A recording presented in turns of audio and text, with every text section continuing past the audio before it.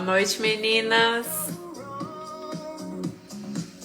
Estou variando um pouco a trilha sonora. Hoje Elton John com a gente.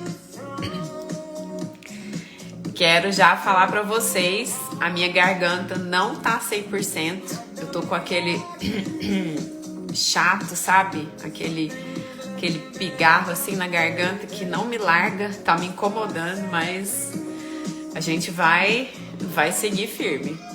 Esse assunto de hoje é bem legal, é um assunto que me chama atenção desde já há algum tempo com os meus filhos, né? A gente fica atento à fala, quando é que vai começar a falar, será que ele tá conversando mesmo ou não?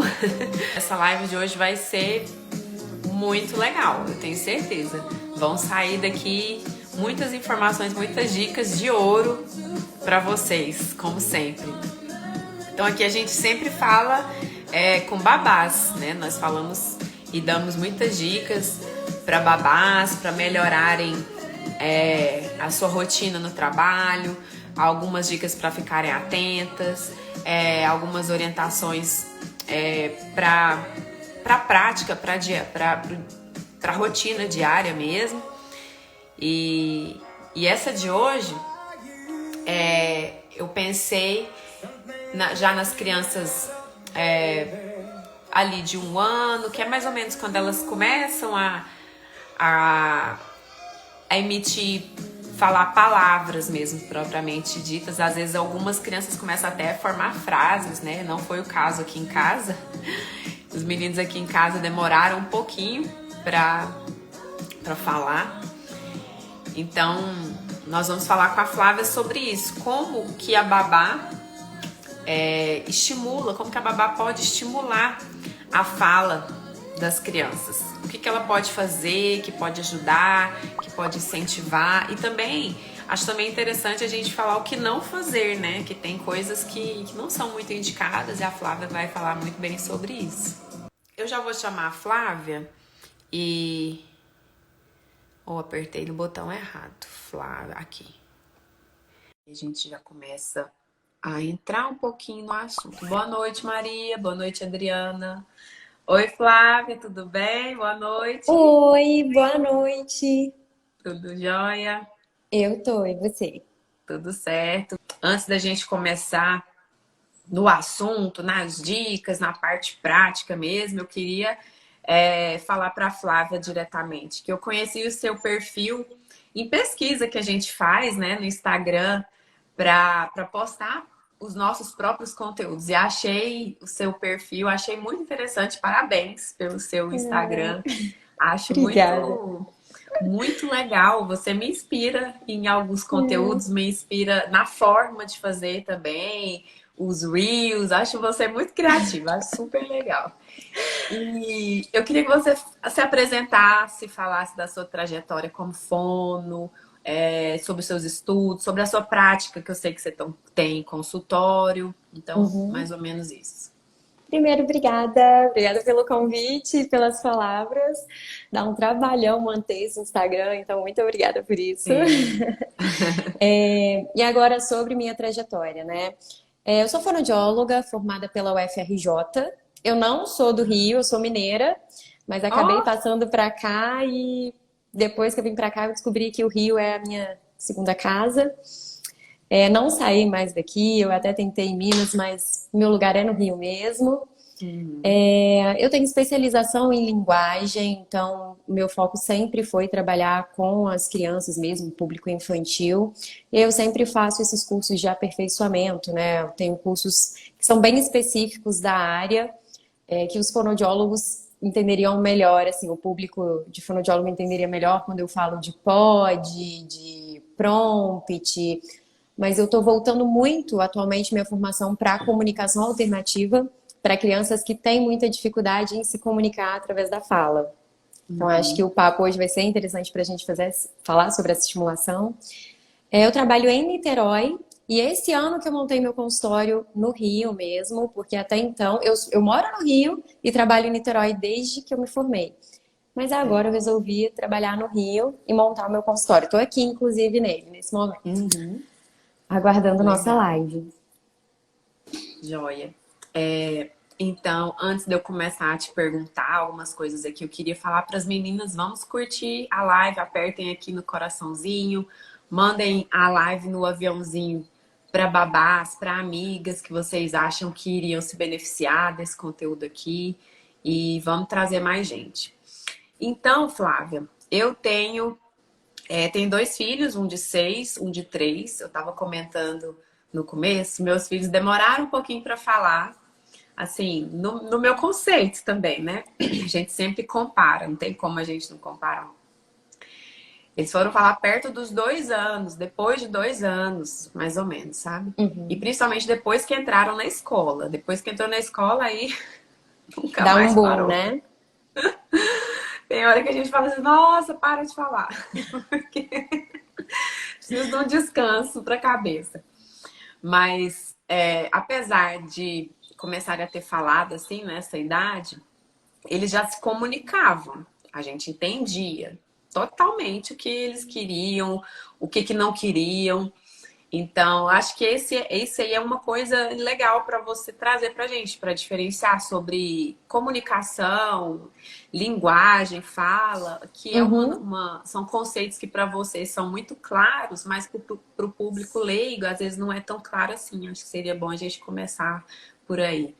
Sim, e é super importante a gente diferenciar esses conceitos, até para a gente saber o que estimular.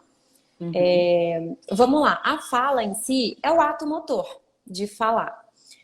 A gente inspira, a gente articula lábio, língua e acaba saindo a fala. É blá, blá, blá, blá, só o Só que motor. fala é só o motor. Fala, até papagaio fala. Uhum. Então a gente pode ter uma fala aí sem uma linguagem. E aí o que que acontece? A gente precisa de falar com linguagem. O que que seria a linguagem? As funções que a gente dá para tudo que a gente fala. A gente fala para comunicar alguma coisa, para comentar, para pedir, para recusar. Então a linguagem vem para dar contexto para nossa fala. E aí sim fazer sentido. E a gente fala com intenção de falar para alguém, de comunicar alguma coisa a alguém. E aí entra a comunicação. Então eu posso ter uma fala e não ter linguagem, e aí a gente não consegue se comunicar. Se eu virar para você e falar: "Oi, como você tá hoje?" E você falar para mim assim: "Quero brincar com você, no caso não, né? Com uma criança. Se eu virar para a criança e falar: Uhum. "Como você tá hoje?" Ela falar: "Quero brincar de bola." Ela não respondeu nada do que eu tinha perguntado. Não houve uma comunicação. Houve uma Uhum. falha ali na comunicação e na linguagem, da compreensão da pergunta. Então, a gente tem essa fala sem a linguagem e que ela não é funcional. A gente tem a comunicação e a linguagem sem a fala. E é onde eu tenho feito mais a minha formação nesse momento. Por exemplo, na comunicação alternativa. A gente tem uma linguagem, a gente tem uma fala não, uma comunicação, mas a gente não fala.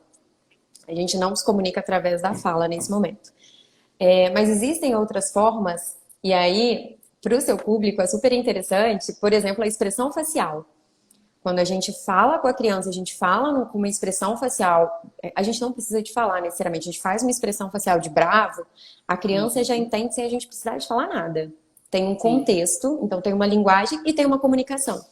Quando a gente aponta, língua de sinais, gestos de papá, por exemplo, é uma comunicação, é uma linguagem, mas não existe fala. Só que quando a gente une linguagem e fala, sai uma comunicação muito funcional. Então, é importante a gente estimular tanto fala quanto linguagem para ter uma comunicação funcional das crianças. Seria A basicamente linguagem, isso. a linguagem seria a forma, é algo assim? Por exemplo, o choro é uma forma de linguagem É uma forma de também, comunicação. uma forma de comunicação. É uma forma de comunicação sem a fala. O choro, Uhum. na verdade, tem um som, mas a fala a gente precisa de atos motores bem rebuscados para estar saindo cada fonema, ligando a uma palavra, ligando a várias palavras, formando uma frase, formando um discurso. E aí a gente fala de níveis linguísticos aí. A linguagem seria a função comunicativa daquela fala. Eu uso a minha fala para quê? para pedir alguma coisa. Água, por exemplo. Eu quero água. Aí eu estou usando a fala e a linguagem através de uma função comunicativa de pedido. E eu comunico isso a outra pessoa, eu tenho outra pessoa para fazer essa troca comigo, tá surgindo a comunicação nesse momento. Quando a gente tem essa troca com o outro. Pode ser até uma risada, uma gargalhada que uma criança dá e a gente dá o retorno para ela rindo também. É uma forma de comunicação porque está tendo o outro ali para trocar com a gente. Então a linguagem seria a função da fala. A função da fala, tá? Seria isso. E Eu fiquei em dúvida em relação à linguagem. A comunicação eu entendi bem, a fala também. Agora a linguagem eu fiquei um pouco em dúvida. Mas pode existir a linguagem com a comunicação sem a fala. Então eu tenho a função de comunicar alguma coisa, eu tenho a intenção de comunicar alguma coisa com você. Então eu quero pedir alguma coisa, eu aponto. Eu não estou falando, mas eu estou dando função a um gesto meu. Isso aqui, olhando para você, olhando para o objeto, eu estou dando uma função, isso é linguagem associada a uma comunicação aí. Estou querendo te pedir alguma coisa. Então, mesmo sem a fala, a gente pode ter linguagem, a gente pode ter comunicação. Qual que seria a diferença entre linguagem e comunicação, então? A linguagem, ela dá a função e a intenção gera a comunicação. Eu posso saber o que eu quero comunicar, mas se eu não tenho a intenção de comunicar a você, eu não tenho comunicação.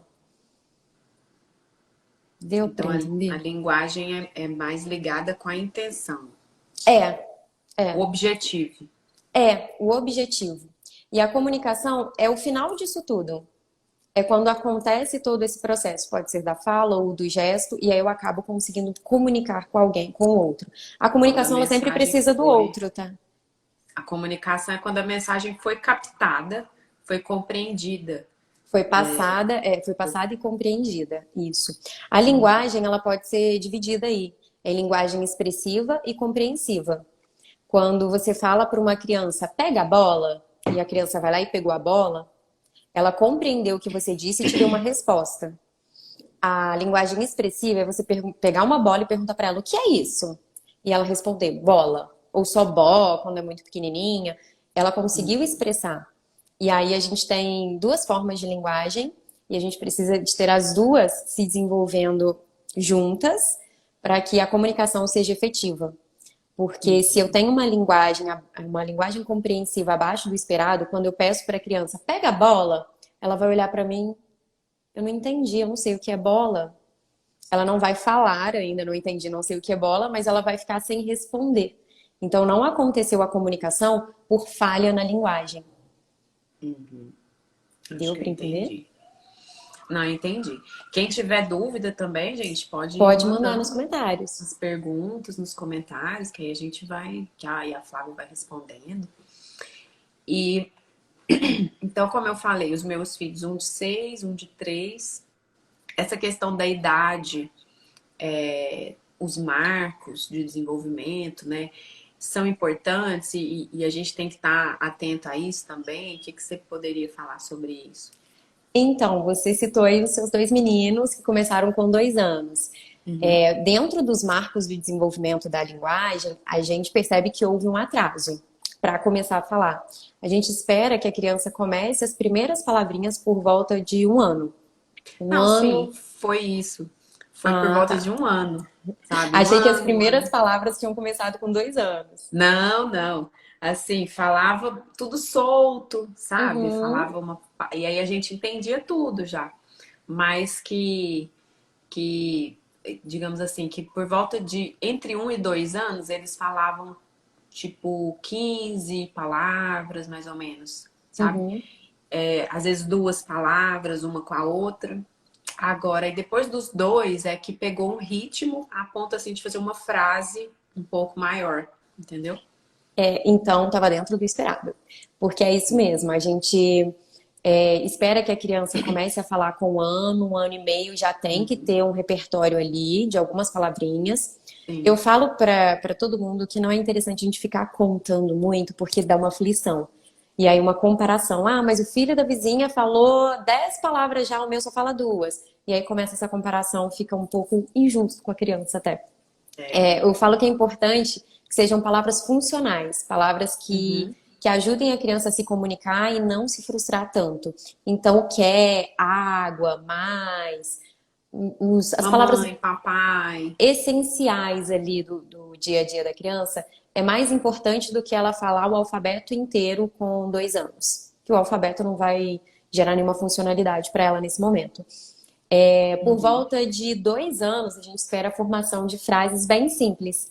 Então, é isso que você falou dos seus meninos, de juntar duas palavrinhas. Quer água, e não vai Aham. sair água perfeito, a gente ainda tem muitas trocas. Isso acontece e é típico do desenvolvimento. Com 3 anos, a criança já está com a fala bem inteligível. Um marco muito importante dos 3 anos é que pessoas que não são familiares dessa criança, elas já conseguem entender a fala dela. Já tem uma fala Ah, inteligível a ponto de outras pessoas entenderem. Se a aham. criança tem 3 anos e os pais precisam ser os tradutores dela o tempo todo, que a gente fica, o que que ele falou? Não entendi. Ai, gente, precisa de começar a acender um sinal de alerta aí, porque pode estar acontecendo Sim. alguma coisa no desenvolvimento da linguagem dessa criança. E aí, no Uhum. geral, babás são tradutoras também, né? Porque Sim. se adapta à fala da criança e aí acabam sendo tradutoras também. E no início, tudo bem. De 1 ano até 3 anos, a gente precisa muito dessa tradução. Mas 3 anos é um marco a criança começar a ter menos trocas na fala e a fala ficar mais inteligível. Uhum. Eu lembro que eu tava grávida do meu segundo filho. Aí eu tenho até um vídeo disso. Eu tava dando jantar pro meu filho mais velho na varanda ali. E a gente tinha dois cachorrinhos. Aí a Melissa, é Melissa e Max. Aí a Melissa, não, o Max estava comendo a comida da Melissa. E aí eu falei, não, Max, é o papá da Melissa. Aí ele falou assim, o Vitório, né? Que hoje tem 6, na época ele tinha 2, 2 e 4, 2 e 5, mais ou menos. Aí ele falou assim, Mimirne, ele falava Melissa, ele falava Mimirne. Mimirne, deixa o Max papar. Max, deixa a Melissa papar. Desse jeito, sabe? E eu gravei, ficou tão bonitinho. Eu tenho isso até hoje, mostro pra ele, ele morre de rir. E você vê a E competência que ele teve aí, né, de linguagem. sim, que aí ele percebeu, primeira coisa, ele percebeu que o Max estava comendo a comida da Melissa. E aí ele falou, Max, não come o papá da Melissa. Do jeito dele, que ele falava Marne e Mimirne, que é Só para outra coisa também. dificultar. É muito mais difícil.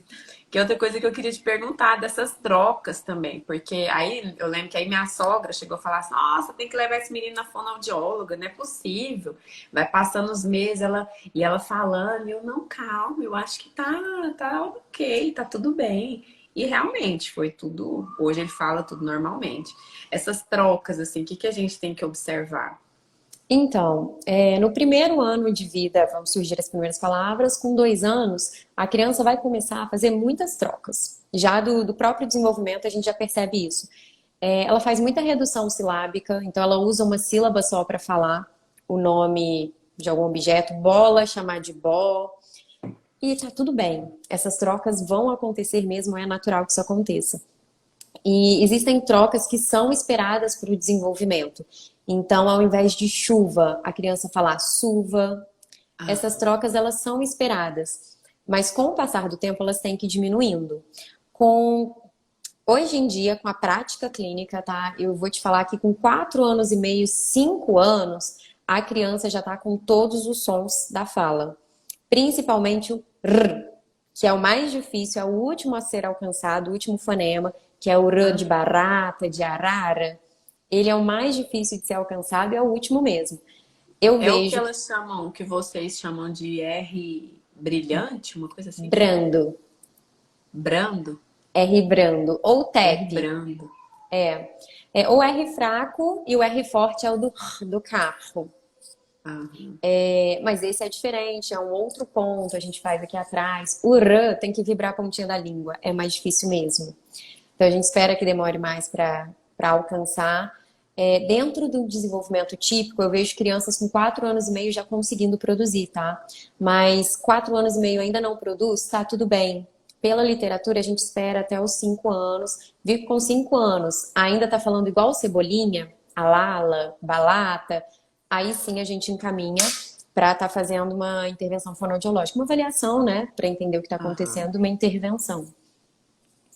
O meu mais novo, ele tá nesse ponto aí. Ele tá com 3 anos e meio. E aí ele faz essa troca do R. E o S também, igualzinho, exatamente o que você falou. Suva, Se eu sussu. não me engano, é porque são muitas trocas, tá? Mas o chuchu, o sussu, eu tenho quase certeza que é até os 3 anos e meio. A gente Uhum. espera que a criança faça essa troca. A partir dos 3 anos e meio, a gente espera que ele vai virando essa chavinha aí e entendendo. E Interessante, né? esse processo é natural, tá? Elas vão percebendo como é produzido o som e elas vão começando a produzir da forma correta. Se isso Aham. não acontece, você vai ver que a criança vai ter muita troca na fala, você não vai conseguir entender o que ela está falando. Comparado a crianças da mesma idade, você vai ver que tem uma fala muito ininteligível e aí a gente precisa de uma avaliação.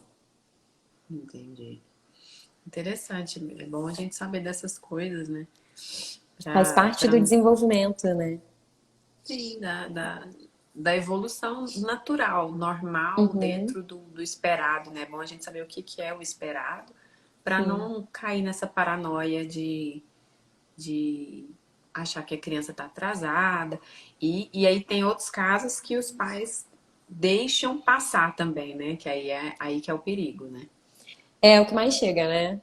Ah, pediram para esperar, tá no tempo dele. E o que eu sempre prego no meu Instagram é, gente, uma avaliação não vai, a criança não vai sentir dor, não é invasivo, pode levar e Uhum. você vai aprender ainda mais sobre o desenvolvimento da criança, porque a gente vai coletar todas as informações e ainda vai dar orientação de como estimular. Então, surgiu uma dúvida, eu falo que os pais eles têm um feeling muito bom para os filhos. Eles ficam com aquela pulguinha atrás da orelha. A pulga tá Aham, atrás da orelha, bora avaliar? E aí, se aham. tiver tudo bem, ótimo. E se não tiver, a gente começa a intervenção logo. Porque a intervenção precoce acaba melhorando o prognóstico, né? Sim. E pode ser fundamental pro futuro daquela criança depois em relação à comunicação, à linguagem, tudo, Sim. né? Uhum. É isso. Desenvolver o diagnóstico precoce, estimulação precoce. Uhum. E o que eu tô com a garganta assim, tô Eu sarando de uma escutei gripe. você falando, já pensei assim, já Nossa, tenho coisas para indicar para ela. preciso, porque esse mês de novembro foi terrível, Punk. assim, eu fiquei acho que uns 3, 4 dias sem nada, o resto foi só Oh, meu gripe, Deus. secreção e tosse e dá-lhe tosse, nossa senhora. E então eu queria te perguntar uma coisa que a gente estava conversando nos bastidores, né, antes da gente entrar na live propriamente dito. E aí a gente conversando nos bastidores antes da live, a gente falou sobre pré-requisitos da linguagem, né? Eu queria que você Uhum. falasse também sobre isso.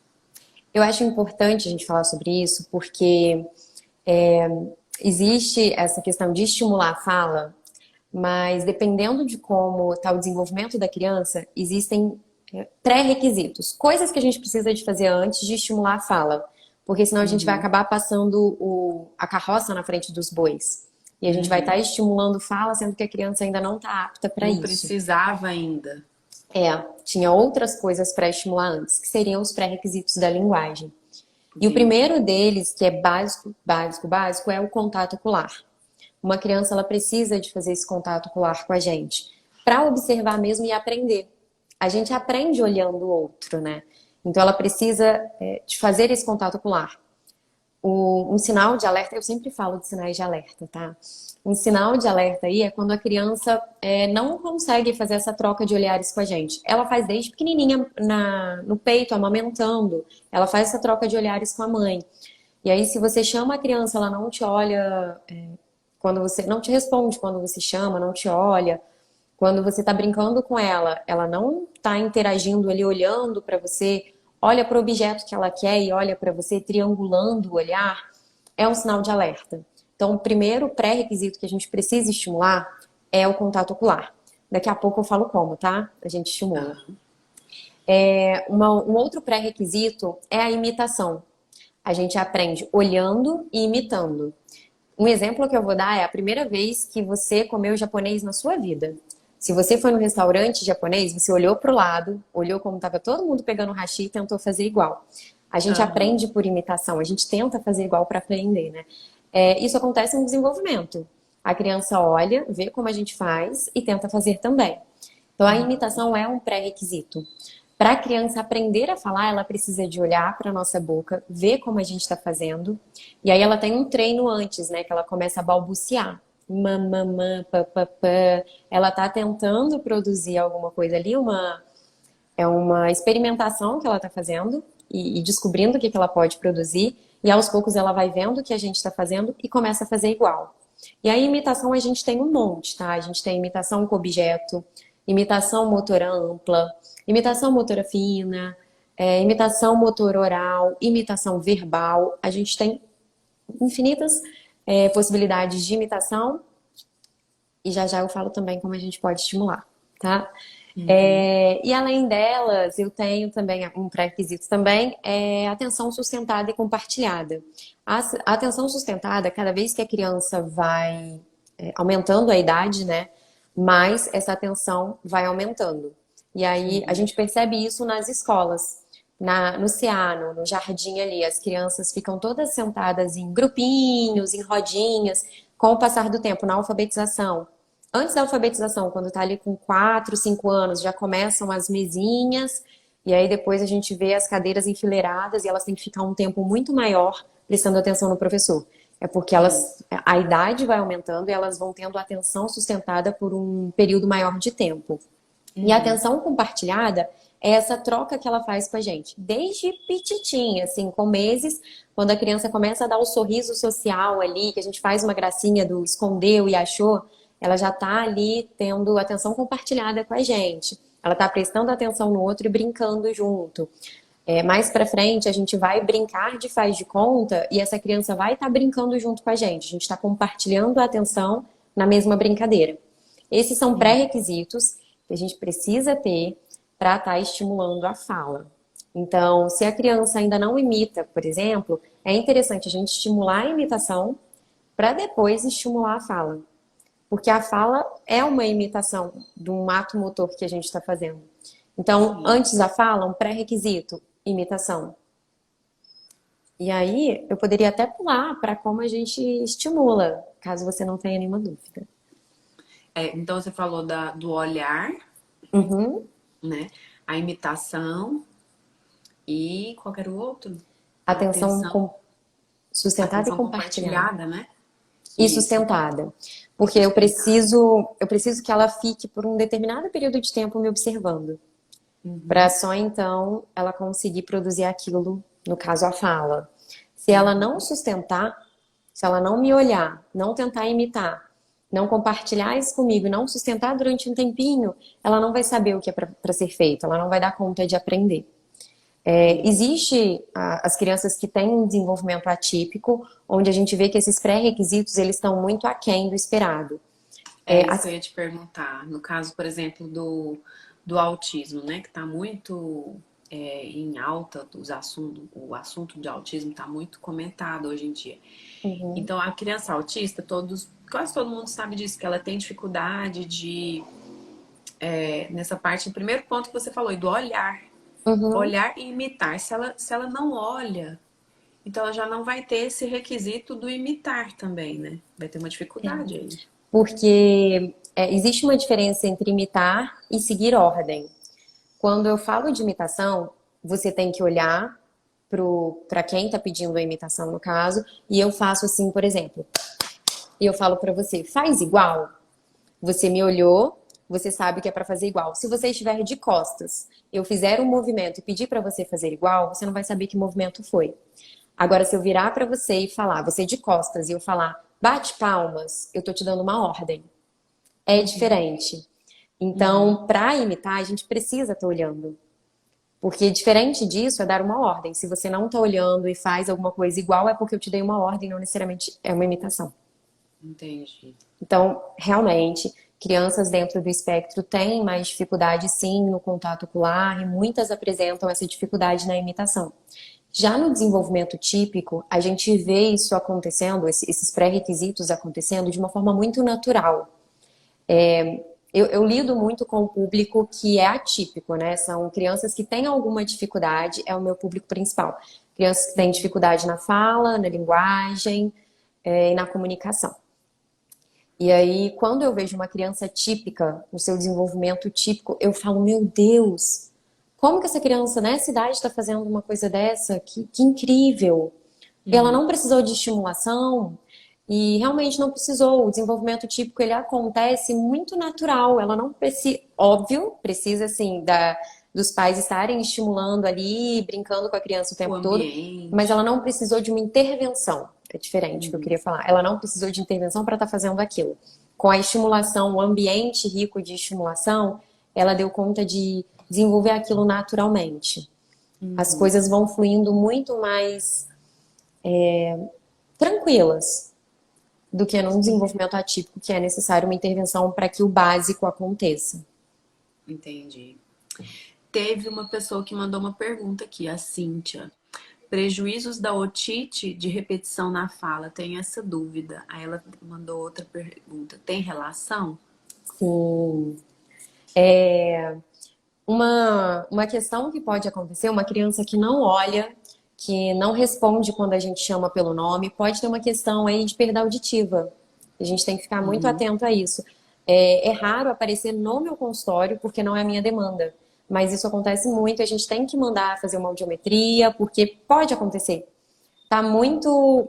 Não é que é moda o autismo, tá? A incidência tá aumentando realmente. Acho E aí que tá o diagnóstico, né, tá sendo mais feito. Aí fica parecendo que tá uma um chuva. aumento muito grande, mas não é Uhum. isso, é o diagnóstico.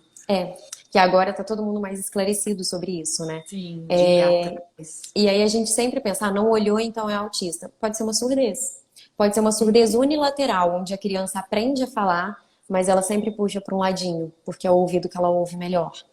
Isso pode acontecer. Otite de repetição também pode atrapalhar o desenvolvimento de fala, porque a criança fica por um período, quando ela é de repetição, ela fica por um grande período, escuta e para de escutar, escuta e para de escutar. E aí, Nossa, a gente que eu tive esses tempos atrás, é horrível. e Horrível. assim, não é que ela fica surda, né? Mas o som fica muito abafado Fica e os sons, entupido.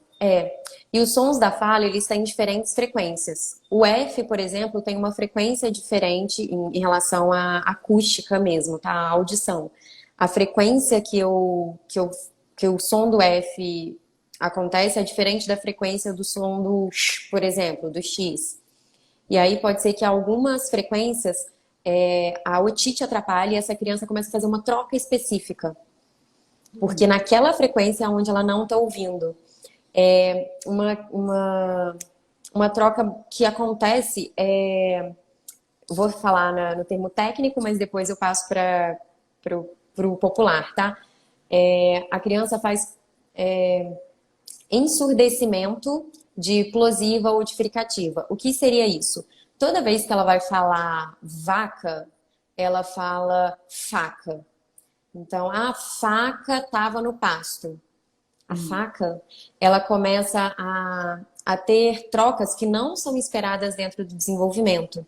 Isso pode acontecer por uma otite de repetição, tá? A gente tem que Olha ficar só, atento. E às interessante, né? vezes tem otites que são silenciosas, né? A criança não dá sinal de que está doendo. Então, perceber que está tendo muita troca na fala, leva para uma avaliação com o fonoaudiólogo e esse fonoaudiólogo, se for capacitado, vai enviar para um otorrino para dar uma olhada no conduto auditivo, vai passar por uma avaliação audiológica, ainda que pequenininho, tá? A gente tem avaliação audiológica para os bem pequenininhos, desde que nasce, né? A gente já tem hoje em dia o teste da orelhinha assim que a criança nasce. Antes de sair da maternidade, Sim. já tem que fazer. Então a gente Eu tem teste lembrei para os aqui, pequenos. eu lembrei aqui de um caso quando eu estava na faculdade. Era um bebezinho quando eu tava passando na pediatria. Era um bebezinho que tinha síndrome de Down. E ele nasceu e ele nunca foi para casa. Ele já estava com mais de um ano no hospital. Ele tinha múltiplos problemas, sabe? Malformação cardíaca, tinha infecção de repetição. Aí depois ele pegou catapora lá na enfermaria. E aí eu peguei esse bebê para... A gente divide os pacientes, né? Entre os internos.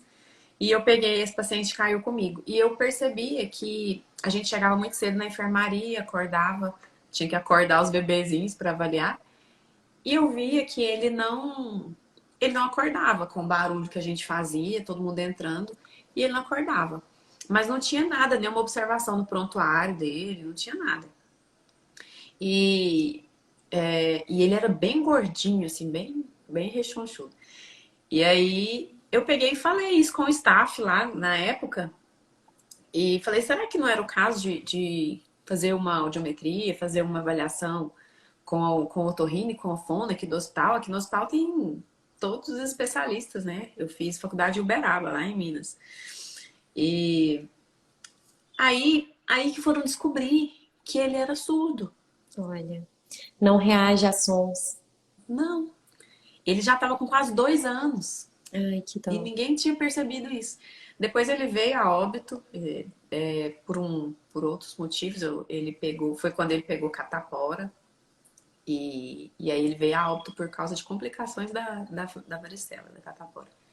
E assim, uma coisa que não foi diagnosticada. Quantos internos passaram por esse bebê? E não Até os perceberam. professores. E ninguém diagnosticou, ninguém viu. Uhum.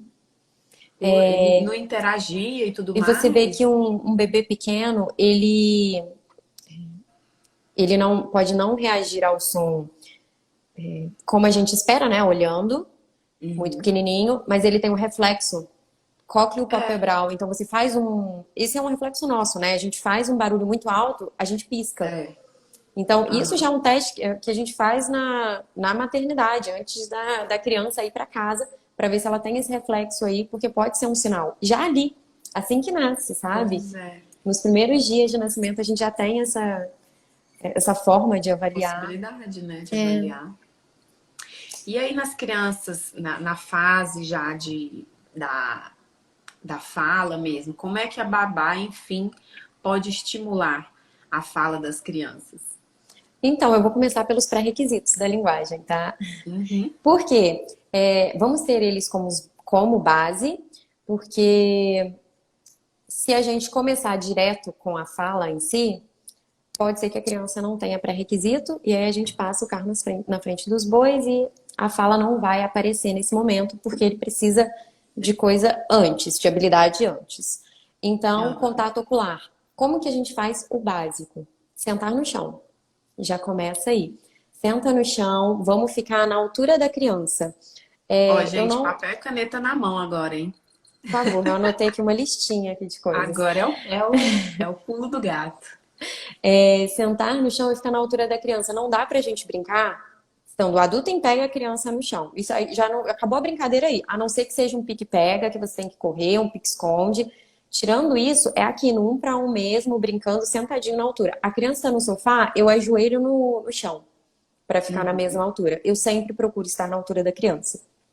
Eu sou muito baixinha, então não é muito difícil pra mim, não. Uma coisa que eu sempre faço e sempre recomendo trabalhar o contato ocular ainda, pegar qualquer objeto que seja de interesse da criança e colocar próximo ao rosto. Sempre. A criança Ela quer um olhar para carrinho. você. A criança quer um carrinho. Eu já vou estar na altura dela e eu ainda vou falar: ah, você quer o carro.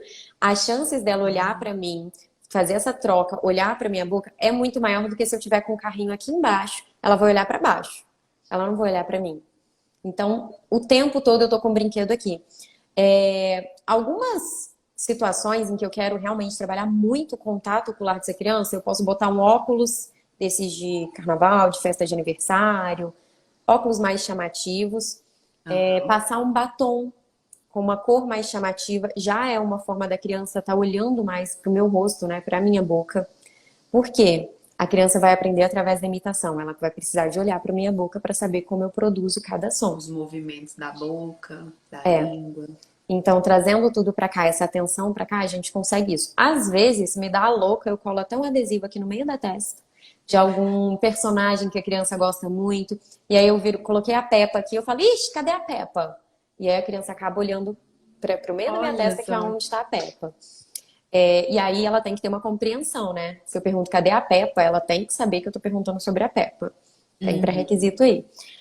Na imitação, eu gosto muito, com os pequenininhos, de brincar de dançar. Coreografias de Meu Pintinho Amarelinho, Cabeça, Ombro, Joelho e Pé.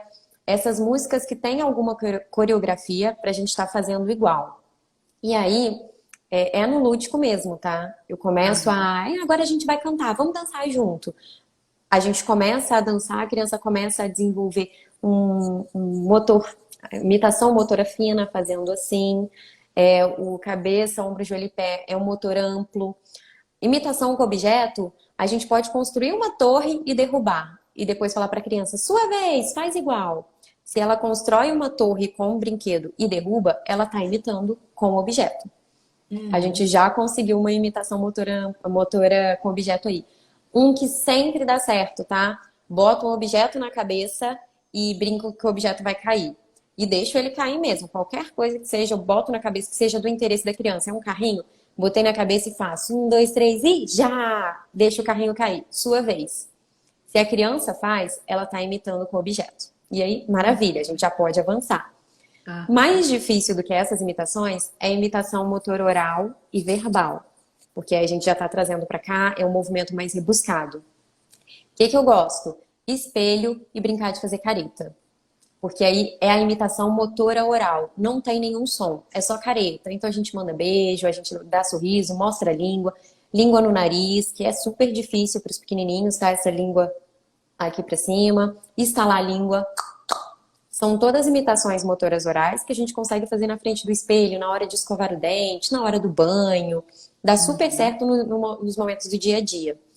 E a imitação motor, a imitação verbal, aí a gente já passa para sons. Fala.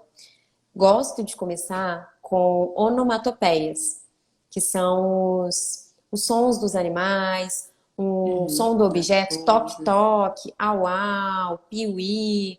Gosto de começar com sonzinhos que são bem simples e que eu vou fazendo na brincadeira. O carro tá vindo, Bibi, sua vez, seu carro tá vindo, cadê o barulho do carro? Eu acabo estimulando nesse momento a imitação motora, a imitação verbal. A motora Uhum. oral é a das caretas.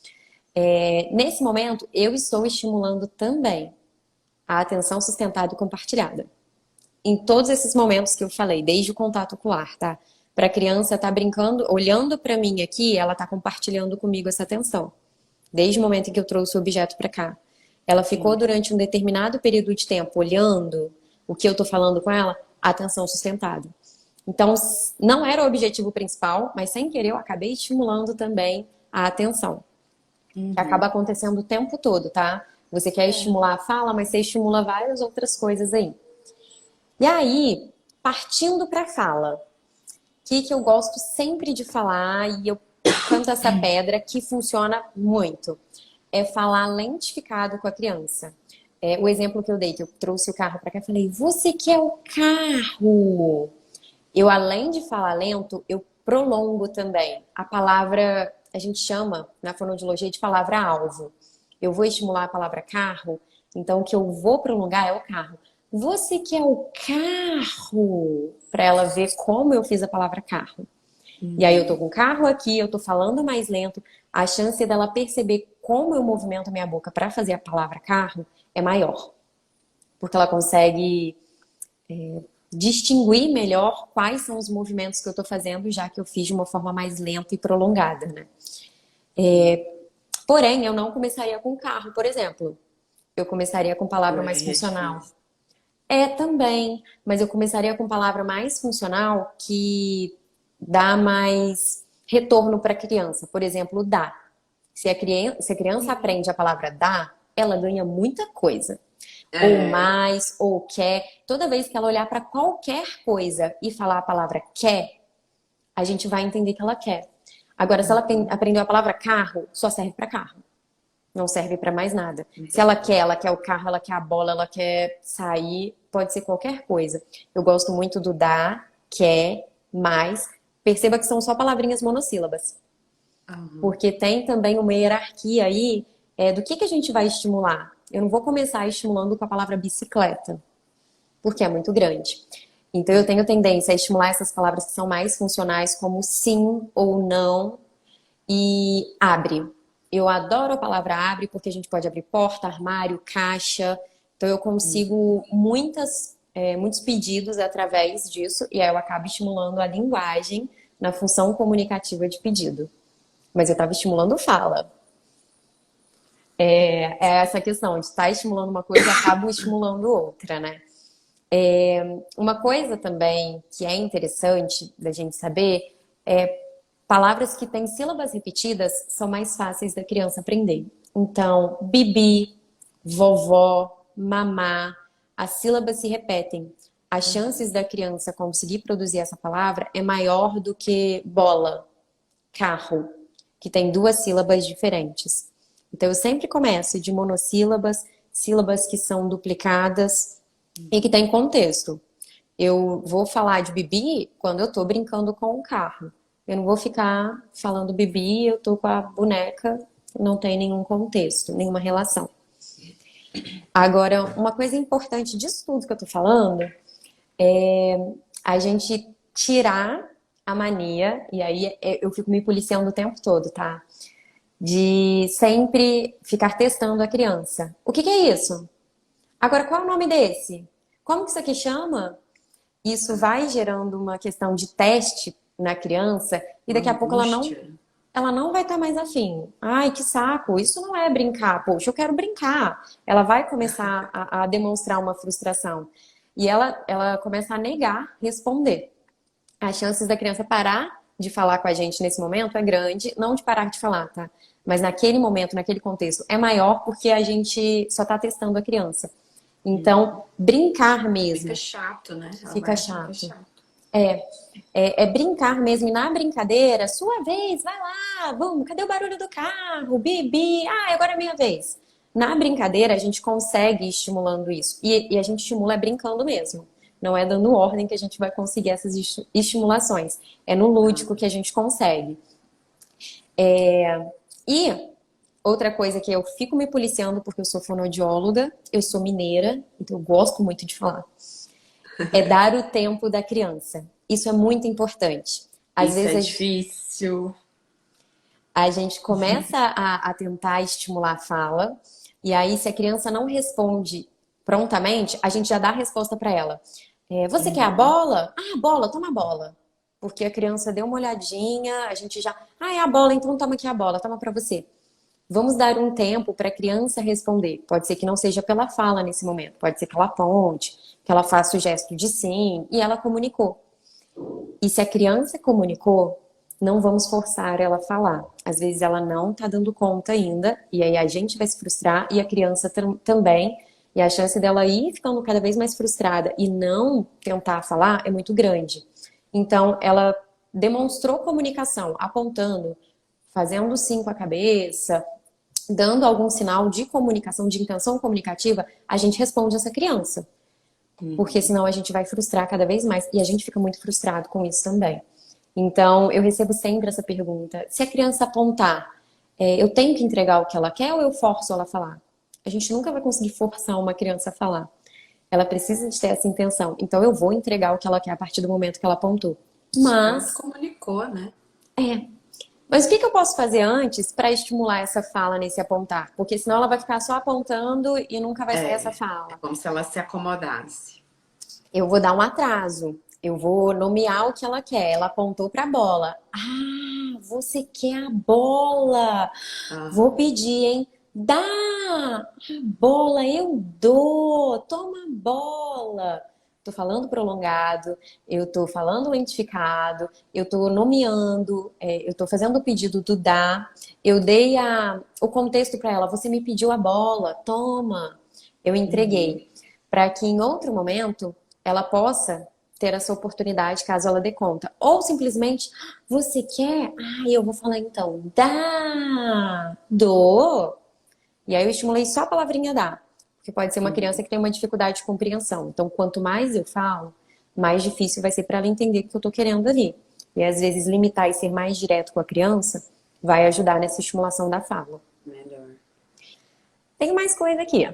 Posso Pode falar? falar. Pode. Então tá. A gente sempre dá o modelo correto de fala. O manhês é muito gostosinho e ele tem que acontecer, tá? Nhê, nhê, nhê, do neném, da mamãe, ele tem que acontecer, é uma delícia. Só que a gente tem que começar a se policiar para não começar a falar sempre assim e a criança ter esse modelo de fala, porque ela vai aprender por imitação. Então, se você chamar a chupeta de TT, ela vai chamar a chupeta de TT. É o que mais acontece aqui, mamadeira é TT ou chupeta é TT, porque foi o modelo Bu. que ela teve. Bu. Aqui em casa era Bu. Eu também chamava de Bu quando era pequenininha, por modelo. Porque eu comecei a falar Bu, aí a minha mãe começou a nomear a chupeta de Bu e eu entendi que era Bu. Porque se minha mãe falava e eu falava e tava tudo bem, eu falava Bu, a chupeta aparecia, então Bu é chupeta. E ficou, ó, durante um bom tempo, Bu sendo chupeta pra mim, tá? Outra coisa que isso, você vai ver nos meus stories que eu faço muito e não se deve fazer com as crianças eu policio. Falar no diminutivo. A gente sempre tem, ai, vamos pegar o carrinho, chuta a bolinha, ai, que lindinho, ai, muito fofinho. E aí ficou tudo no diminutivo, além de ser uma palavra maior, né? Carro, carrinho. Eu aumentei, ficou mais difícil ainda de A produzir. dificuldade, aumentou a dificuldade. Então, tentar cortar um pouco esse diminutivo para a gente estar estimulando, até de forma mais fácil, essa estimulação. Fazer pausa com expectativa. Isso dá muito certo. Sabe essas brincadeiras que a gente faz de fazer uma cosquinha? Quando a criança gosta, tá? Fazer uma cosquinha, aí a gente para. Aí a gente espera para ver o que ela vai fazer. Aí ela pede mais ou ela... a gente vai e faz mais. Geralmente dá certo comigo quando eu faço 1, 2, 3 e eu fico esperando a resposta da criança. Pode ser que ela não faça um já, mas ela faz um barulhinho. Quando ela faz um barulhinho, eu já faço a cosquinha nela. Porque eu tô reforçando esse sonzinho que ela fez.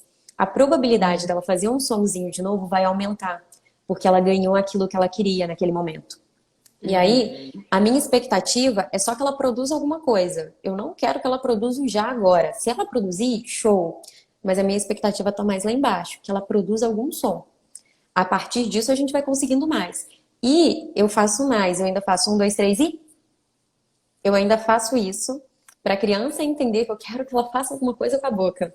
Para ela ter esse retorno aí, de que ela tá esperando que eu faça alguma coisa. E pode ser que a criança não reaja, tá? Pode ser que ela não produza nenhum som naquele momento. E aí eu vou me frustrar e vou deixar a criança frustrada sem a cosquinha? Não vou.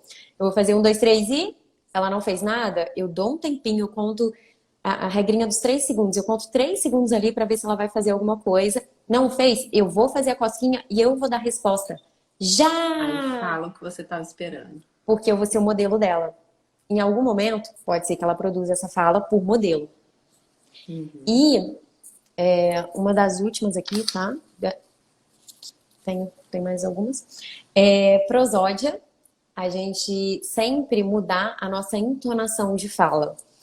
Um teste que eu vou pedir para todo mundo fazer é quando a criança perder a atenção em você. A criança não quer mais brincar com você, ela virou de costas, você faz...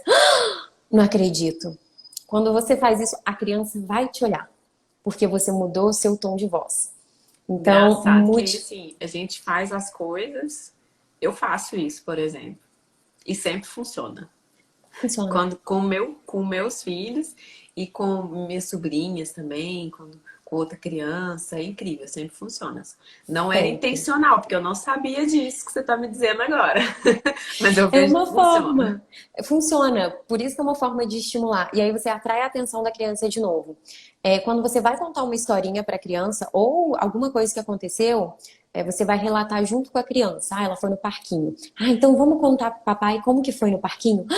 Você não sabe, papai. Ela caiu. Ai, ai, ai. E aí você muda para um tom mais baixo e depois um tom mais alegre. Tudo isso vai influenciar tanto na criança te observar, e aí ela começa a te imitar. E aí vem para os pré-requisitos sempre, entende? Isso. Eu sempre tô... Repete. Sempre. E aí você percebe que eu trabalhando os pré-requisitos, eu vou alcançar aquilo que eu quero, o objetivo que é a fala. Então, trabalhar a prosódia e sempre, sempre, sempre, sempre nomear tudo. Eu vou nomear objeto, eu vou nomear ação. O que que a criança está fazendo agora? Ah, agora a gente vai comer. E você está comendo beterraba? A gente vai narrando tudo. Partes do corpo, locais, tudo. A gente precisa de expandir o repertório dessa criança, ainda que ela não fale, mas de compreensão, linguagem compreensiva, para que no momento em que ela dê conta de falar, ela consiga colocar essas palavras dentro do contexto de forma adequada para se comunicar. Conseguir fechar aí em fala, linguagem e comunicação. Mas o que eu quero deixar aqui também bem claro é que no desenvolvimento atípico, às vezes a gente cria uma expectativa de fala e pode ser que essa fala não venha, tá? Eu falei que se a gente estimular os pré-requisitos, o nosso objetivo vai ser alcançado, que é a fala vai ser alcançado, principalmente numa criança típica, mas existem alguns casos em que a fala, uma fala funcional, formando frase, ela vai ser muito mais complicada e por isso temos a comunicação alternativa hoje para ser uma saída aí nessa comunicação da criança, para a gente não ficar dando murro em ponta de faca, estimulando a fala e ela não vem e essa criança precisa se comunicar, então a gente tem outras saídas.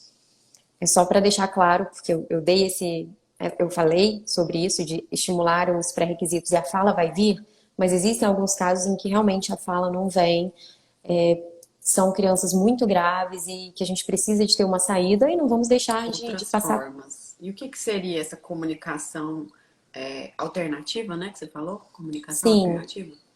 A gente tem pranchas de comunicação, eu tenho aqui do meu lado, que eu uso pra caramba aqui no consultório. Pranchas de comunicação alternativa, onde a criança pode apontar. Aqui é um livro, no caso, tá? Onde a criança pode folhear e tem categorias. Aqui ela consegue falar tudo que ela pode através da comunicação alternativa. Mas a gente tem alta tecnologia também, através do tablet, do iPad. A criança, e um aplicativo próprio, né? A criança vai apertando e ela vai comunicando com a gente, só que tem o retorno vocal. Então, quando ela aperta o quero, por exemplo, a voz no tablet vai falar quero, aí ela vai em comidas, maçã, quero maçã. E aí ela consegue se comunicar com a gente, não só com pedido, com comentário, com recusa, o que ela quiser comunicar, ela consegue através da comunicação alternativa, no momento em que a fala ainda não surgiu. Entendi. É muito legal. E o que eu ia te perguntar também o que você não recomenda de fazer? A pessoa às vezes está com a intenção de ajudar, de estimular, mas que fazendo aquilo, ela pode até prejudicar a expectativa da criança, a expectativa dela, a angústia da criança de corresponder. Tem situações assim também, né? Sim. Vou falar, acho que duas coisas que são bem básicas, que é três. Uma que eu falei, que é não ficar o tempo todo perguntando e respondendo, sem dar o tempo da criança. Né?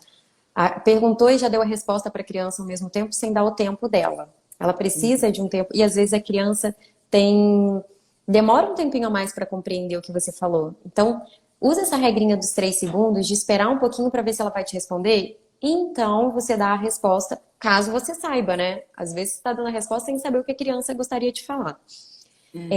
De forma alguma, silabe o que você quer. Então, o que você quer estimular. Macaco. Fala comigo. Macaco. O que acontece nesse momento em que você está silabando? A fala é uma programação motora em nível cerebral, tá? Quando você silaba, você quebra a coarticulação, que é a união de um som com o outro. Para uma criança que está aprendendo a falar ou que tem uma dificuldade na fala, essa quebra pode dificultar ela a conseguir produzir esse som correto, essa palavra correta. Então, quando a gente... Né? A sequência de uma sílaba ligada à outra. E aí ela pode começar a falar igual um robozinho. Macaco. As crianças que são estimuladas a silabar podem vir com essa prosódia de quebra na coarticulação e falar como se fosse um robozinho.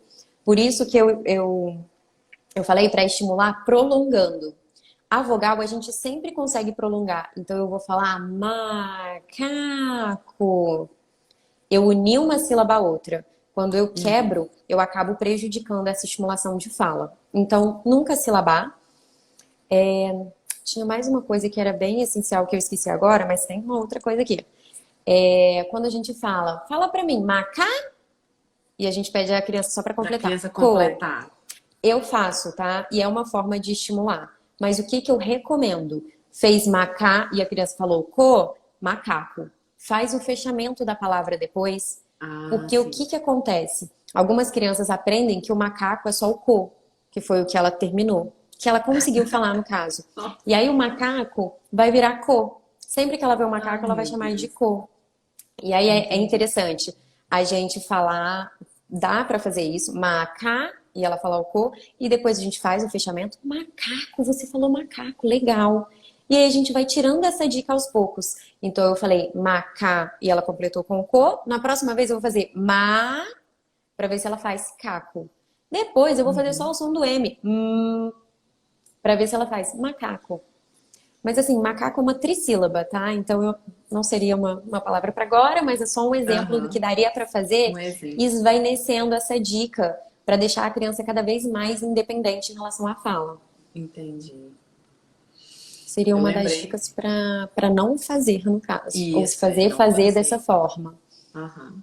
Eu lembrei da professora de natação dos meus filhos. Ela fazia muito isso, assim, de começar a palavra e deixar os meninos falarem É a natural última nosso. sílaba. Eu acho que todo mundo faz. Mas eu Muito acho comum. interessante fazer, mas faz um fechamento da palavra É depois. E repetir, né? Para ela isso. ouvir a palavra toda no final. Isso. E depois a gente vai tirando essa dica. Se a gente Uhum. começou dando a última sílaba para a criança falar, a gente vai tirando aos pouquinhos para que ela tenha a capacidade de fazer tudo depois, falar tudo depois. Entendido. Teve uma pergunta aqui quando você estava falando da Aqui comunicação para mim tá travado, alternativa. eu não consigo ver nada, nenhuma pergunta. Não, eu vou falando aqui para você, ó. Boa noite. Como chama esse aplicativo? Era o aplicativo que você falou lá da comunicação alternativa. Então, depende. Existem vários. Tem um agora que eu comecei a usar que ele é gratuito e eu não sei se ele funciona em iPad. Eu uso ele com Samsung, com tablet. É o Grid. Se você escrever no Google Grid Asterix, ele vai aparecer. Aqui no meu Instagram, eu acho que eu tenho algum lugar aqui falando sobre ele, nos destaques, deve ter algum dicas. Pode procurar lá que deve ter. Mas são vários que existem no mercado e a maioria que é boa, boa mesmo, é paga. E aí você Uhum. precisa de criar todas as pranchas para criança. E uma coisa que eu preciso alertar não adianta você pegar esse sistema de comunicação e entregar para a criança que ela não vai saber para que serve. Precisa de todo um trabalho aí, um treino realmente para ela entender que isso aqui serve para comunicar. Assim como o tablet também. Então, não é só dar o sistema para a criança. A gente precisa de um tempo aí de terapia para a gente começar a se comunicar através da comunicação alternativa. Ó, Né? chegou uma pergunta aqui. O uso de mamadeira atrapalha a fala? Ótima Ah, essa aí é pergunta. clássica. Mamadeira, chupeta Bico, e sucção de dedo. o Atrapalha. dedo. Mas o que que eu vou falar? Tenho que tirar? Não tenho que dar? Não. Eu gosto muito de falar com os pais que a gente tem que usar o bom senso. A criança precisa da chupeta para se acalentar? Poxa, não tem outra saída? Vou ficar com as crianças chorando o dia inteiro? Não vou. Vou ter que ceder a chupeta. E, ok, mas a gente precisa entender que tem os malefícios e que a gente vai precisar ter essa retirada, ainda que gradual, ela Em vai algum precisar momento. sair. E aí, isso serve para os três, tá? Esses três hábitos. A sucção do dedo, que é bem difícil de tirar, mamadeira e chupeta. Ela atrapalha tanto em relação à musculatura e à arcada dentária, óssea mesmo, a estrutura Aham. óssea. Você vê que a criança que chupa dedo, ela tem a mordidinha aberta, né? Os dentinhos ficam com espaço, ela começa a falar, O você palato, né, também, fica para cima, ogiva, né? ogiva. E depois vai ter uma questão aí ortodôntica que vai Uhum. custar. Então, quanto antes tirar, melhor. Tem uma questão também de chupeta, a criança ficar o tempo todo, quando ela fica, tá? Ficar o tempo todo com ela na boca e perder a oportunidade de fala. Aconteceu um tempo atrás, uma mãe que entrou em contato comigo pedindo ajuda para dicas para retirar a chupeta. E na verdade estava com medo porque a criança estava atrasada para falar. E aí ela falou que depois que ela tirou a chupeta durante um período de tempo do dia, a criança começou a ter mais oportunidades para falar e começou a falar mais. Então ela estava com a chupeta na boca, ela só estava muito confortável ali e não estava produzindo nada. Quando a mãe tira, aquela boquinha tá livre. Então as oportunidades que surgem para aquela língua movimentar, lábio e fazer mais sons aparecem. Então a chance de falar é maior. Além de atrapalhar a Importante isso. musculatura, tá?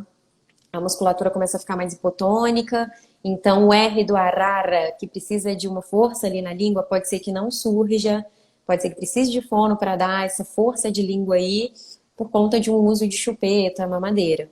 Então, eu não sou aquela extremista, aquela fonoaudióloga extremista, que não, tem que tirar, mas eu acredito no bom senso. Vamos dar, mas vamos entender que a gente vai ter que ir tirando aos poucos, vamos diminuindo o máximo possível até a retirada total. Exato, perfeito. Outra pergunta aqui também. Como sair da imitação verbal para a fala funcional? Na brincadeira, a imitação verbal, no caso, a gente pode já estar brincando com ela ali, tá? No bibi, agora é sua vez, carrinho, faz o seu carrinho aí, bibi. Nessa brincadeira, já tá indo uma imitação verbal, né? E aí, quando eu pergunto pra ele, como que o carro vai fazer? Se ele me responde, já está sendo uma fala mais funcional, porque é uma troca. E aí depois a gente vai ir para palavras funcionais que vão dar mais funcionalidade a essa fala. Dá, por exemplo, no exemplo que eu dei, que a criança só aponta e eu falo dá aqui. E no outro momento ela solta um dá, ela me imitou, mas foi funcional, porque ela fez um pedido para mim. Quando a gente coloca mais palavras funcionais no vocabulário dessa criança, a gente vai para imitação verbal. Com palavras mais funcionais, a gente consegue entrar num contexto de fala mais funcional. Porque é algo que eu preciso produzir para ganhar algo, para comentar sobre alguma coisa. Eu geralmente começo com substantivos, que é o que a criança vai fazer, né? Mamãe, papai, por exemplo, bola, carro. Coloco algumas palavrinhas funcionais e vou logo para algum adjetivo. Então, o carro azul. E aí, de repente, eu pergunto para ela: você quer o carro azul ou o carro vermelho? Dar opções também é interessante, hein, como estimulação de fala. E eu tô com as duas aqui e a criança vai ter que nomear. E aí, quando ela fala pra mim que ela quer o carro e o carro vermelho, ela tá sendo funcional comigo. Ela tá tendo uma fala funcional comigo, que ela tá me pedindo aquele. Isso vai ampliando de acordo com que ela aumenta também o repertório de fala, de uma palavra para duas palavras e frase. A gente vai deixando essa fala mais funcional, até o momento em que ela consegue relatar, ainda que uma coisa pequena. Por exemplo, eu mostro uma foto e ela consegue me contar que foi no parquinho brincar. Aí ela já está me relatando alguma coisa, já é uma fala mais funcional de um conto, é um relato que ela consegue dar para mim. Então, usar palavras funcionais, eu acho que ajuda mais a ter uma fala mais funcional. Eu acho não, tenho certeza. Joia demais. Mais alguma pergunta, gente, para Flávia? Eu queria ver as Sons não fotos. são consideradas palavras? Uma Depende.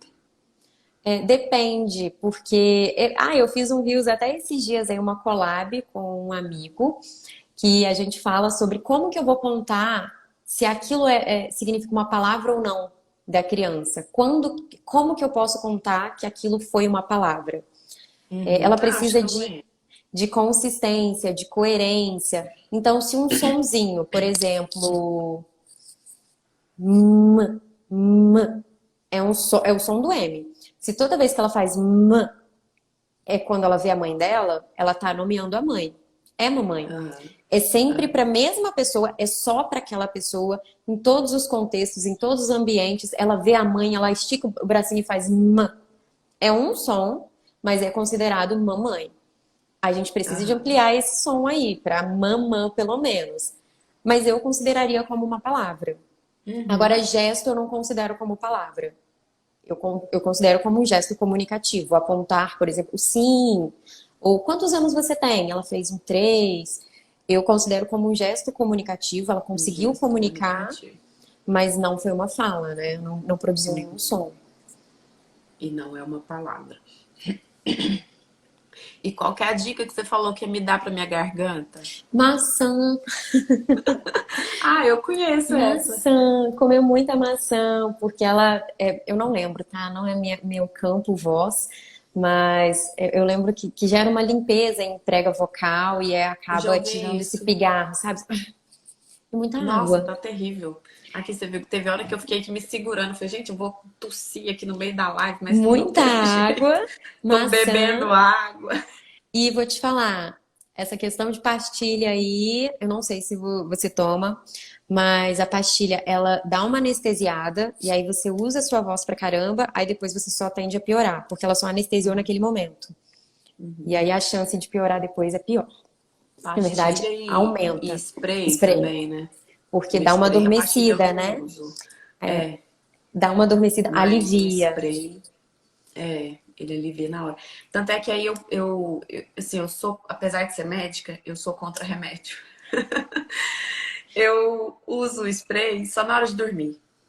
Pra você conseguir dormir bem, porque dá uma aliviada. É, pra Uhum. parar de tossir e conseguir dormir Mas bem. aí pra dormir é bom, né? Porque você não vai falar. O que É, acontece é quando você usa o spray, você usa muito a sua fala depois, sua voz, e aí você acaba prejudicando o prega vocal. ó, Seria chegaram isso. outras perguntas aqui.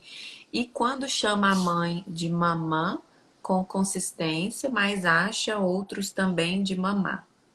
É No caso, deve palavra? ser, deve chamar outros de mamãe também, Isso, é palavra, ela tá perguntando. Ela usa a mesma palavra, o mesmo som para duas coisas. para mais de uma coisa, né? Eu avaliaria isso aí, tá? Porque não parece ter consistência.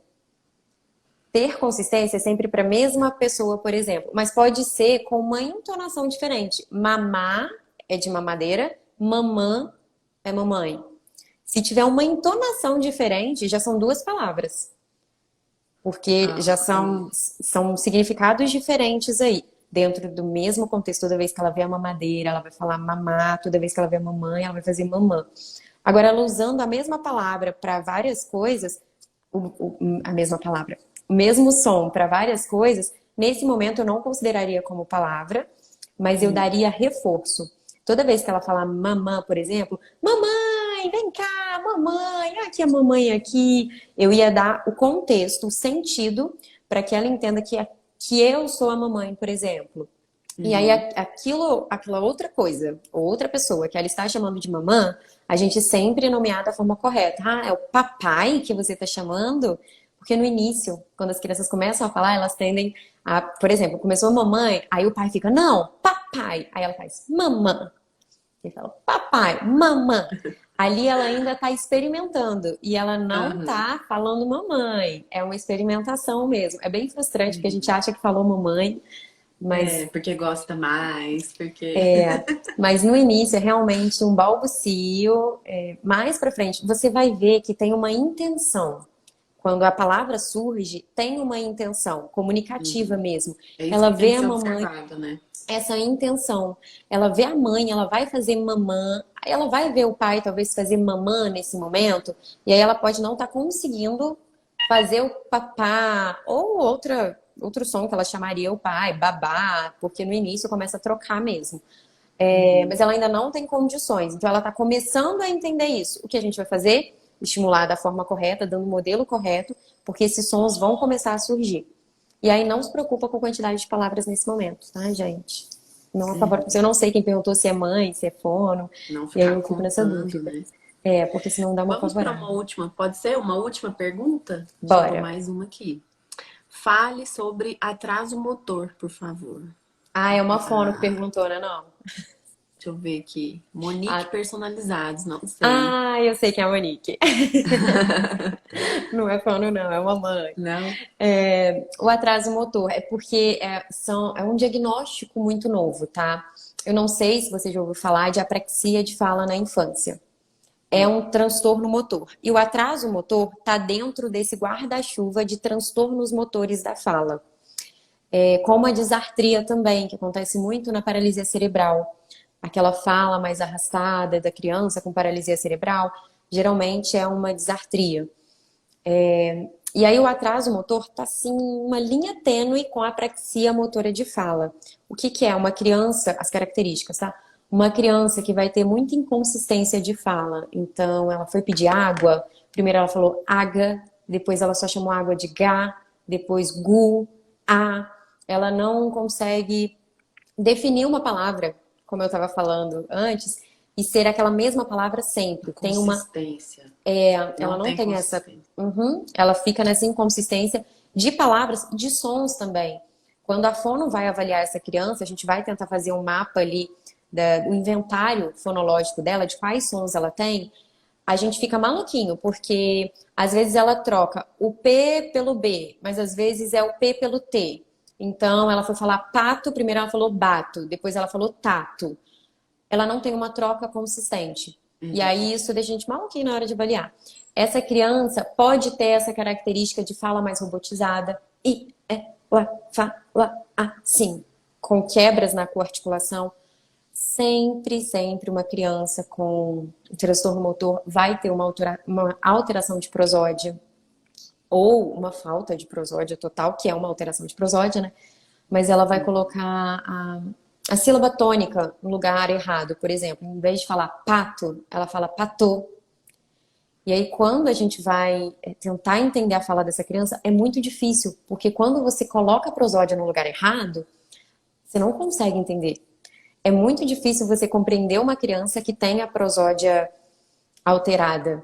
A inteligibilidade, apesar de ter sons ali adequados ou não, a prosódia acaba atrapalhando muito a inteligibilidade de fala. E o que acontece no atraso motor? A criança, nos transtornos motores no geral, tá? A criança sabe o que ela quer falar, ela tem intenção de falar para você, só que quando ela vai falar, acontece uma falha na programação motora. E aí ela falha. Ela não sabe como que ela tem que fazer para fazer mamãe, por exemplo. Eu tenho que fechar o lábio uma vez, abrir, fechar, abrir e ainda fazer um E no final. Então eu tenho que fazer mamãe. Quanto de força que eu coloco? Em nível cerebral acontece é como se fosse uma quebra ali no envio da informação para que os músculos funcionem de forma correta. E ela se perde. Então ela tateia muito. É uma criança que ela vai falar, ela vai tentar te imitar motoramente aqui na fala e ela fica perdida. Você sente que ela tá tateando e não dá conta. E aí, como que vem o diagnóstico do atraso motor, que difere da apraxia? A criança tem uma evolução um pouco mais rápida. A apraxia, essa evolução é mais lenta.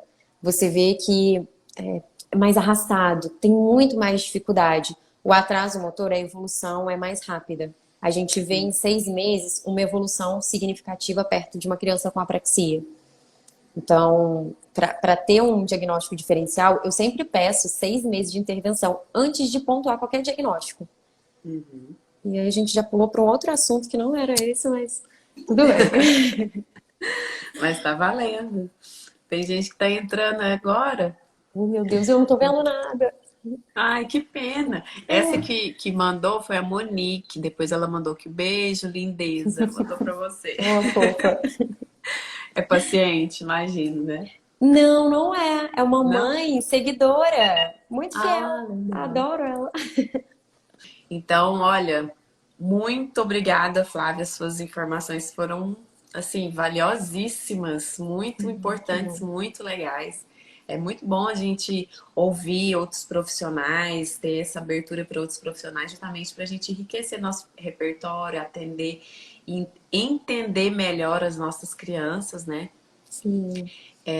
Para quem chegou agora ou quem que quiser também assistir de novo amanhã, eu sempre deixo a live gravada, vou compartilhar com você também, Flávia, Uhum. para você também poder compartilhar no seu perfil.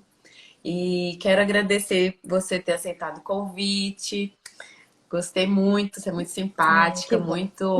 muito profissional.